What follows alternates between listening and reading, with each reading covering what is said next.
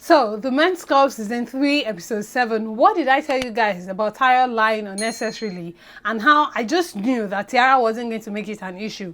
If he had just told her there was no big deal there, she wouldn't have gotten angry, but Kaku was worrying him. And now, look at that scene. In that scene, he still could have told her. Why didn't he tell her? I don't know.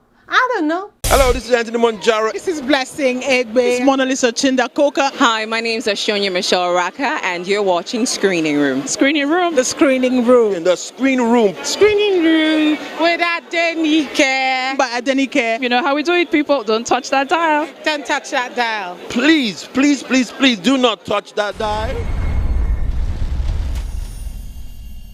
Larry got injured and he still went to his sugar mommy's house or hotel room to go and be pampered and relaxed and be taken care of. But yeah, I knew that, or I suspected that it was probably Dabota Lawson's character, I've forgotten the name, that sent those thugs to go beat up Larry. And well, let me not lie, Larry deserved a little bit of beating, okay? But I felt sorry for him, just a little. But for the most part, I was like, he had it coming. It was just a matter of time. Where she found out that Larry was sleeping with her mom. I felt like the old review, I think a little bit of how they shot it or how it was edited, that also had a little bit of role to play with how underwhelming that old review was, you know, her finding out and all of that. I was expecting some gang, you know, like some initial shock, and then what, I don't know. She reacted how she reacted. I can't teach the director how to tell a story, but it didn't really give me, like, I'd been waiting for that review, and when it happened, yeah. So I felt like maybe she could have been even more, like, acted, maybe given Larry one slap. Yeah. Yes, or something, you know. And then, but then she did go over the board, talking to her mom like that. I felt like she should have directed, I don't know, who deserved more of her anger, you know. Was it a mom?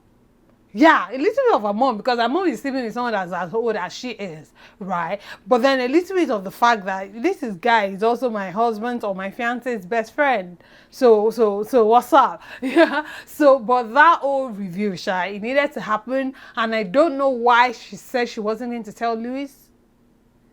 Why do people like hiding these things? Louis is still gonna find out anyway. I knew Shola Shobowale's character, Promise's mom, yeah, Jasmine's mom, was going to say something hilarious, and she did. That scene when Aminu walked in and he was like, "Oh, I didn't know you had company," and she was like, "I'm not company, oh, I'm a mother." I was like, "Yes, give it to him, mama." I said she's not. Get it straight. And Jasmine's name is Promise. I mean, there's nothing wrong with the name Promise, but Promise is quite a distance to Promise is quite a distance to Jasmine, let's not lie. All the way from where did Jasmine now come from? Talking about this whole scene, let me talk about Aminu. Okay, it's like Aminu, and I know it's not an Hausa thing, right? It's not a Hausa thing, because Hausa people, they're just like Yoruba people when it comes to respecting your elders and being courteous, you know, and, you know, like even how they greet. Do you get? So, what was Aminu's problem? Look at how he was greeting his baby mama's mom. Forget that it's Jasmine. Forget that it's someone you don't even plan on ending up with. Kumara. It does not matter, okay? This lady is your baby mama's mom, and you're meeting her for the very first time, and you're greeting her as if so casually. He was so like, "Oh, well, nice to meet you, but I'm gonna be going." Are you mad? I don't care how much money you have. She's your baby mama's mother, okay? Your son's grandmother. Show a little bit more respect. I mean, you're so full of it and pompous, and it needs to be deflated. And I'm waiting for Patrick to do the deflating. Yes, I'm hating, and I'm going to take it. Just when I thought, oh, someone had come that was going to talk some sense into Jasmine or Promise, whatever her name is, we realized that no, hold up, wait a minute. We are jumping the gun. We realize that, oh, this is where Jasmine actually gets her madness and craziness from her mother.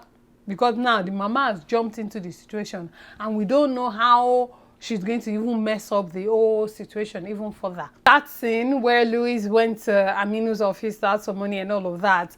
I mean, Louis, there's a little bit of bash Adebayo in Louis and in how he interacts with his friends. So I also think it's also a little bit of chemistry, not a little bit. It also has to do with the fact that the guys seem like actual friends, so they actually converse, you know, easily in a way that's believable, which I like. But anyway, so that scene, Louis was asking for 5 to 10 M, and Aminu was there saying, "Oh, I'll give you 15. My friend, sit down. Who asked you for 15? Did I ask you for 15? Nobody." Sit down. Sit down. Aren't you supposed to be in Texas? Sit down. Larry is quite silly, immature, and he needs to grow up and stop blaming others for his actions and start taking responsibility. How like that entire see how Mrs. Lawson came in, Fifi, and the next thing he was already saying, "This is all your fault. Because I loved you. If you have not What are we saying? What are you saying? You need to man up." And you know what? Fifi has never been my favorite character, but in this scene, she deserved a standing ovation because the way she was giving Larry, the way she was like hot. I was like, you put on quite a show, really had me going. I bet Larry didn't see it coming. And look at him. Larry doesn't have sense. Someone cannot talk that much to you. At least you want to be gentle in one corner and think about your life. But no, the spirit in him is still going. I'm quite tired of Louis's mom. At this point, I don't even know what our agenda is anymore.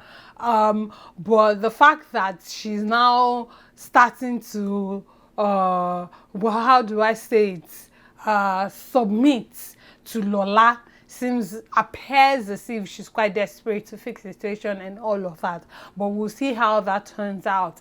Now, Adiza, when she entered the scene, you know, I was like, "Oh, Adiza, good to see you. She's looking good." And then the conversation was progressing, and I was like, "Oh my gosh, Adiza is now grown. She's, you know, she's matured. She's looking good." And then she went and fell my hand with that entire hug when she saw Tiara and all of that. I was just like, one, that's just childish. You're a grown woman, okay? At least Adiza is nothing less than 30. She's nothing less than 30. How can you be behaving like that towards a child of 21? Like, can you see how low you self you are falling on top of a guy that's probably not interested in you like that anymore? Like that entire action on Adiza's part just made me dislike her completely. It wasn't necessary. And yes, if I were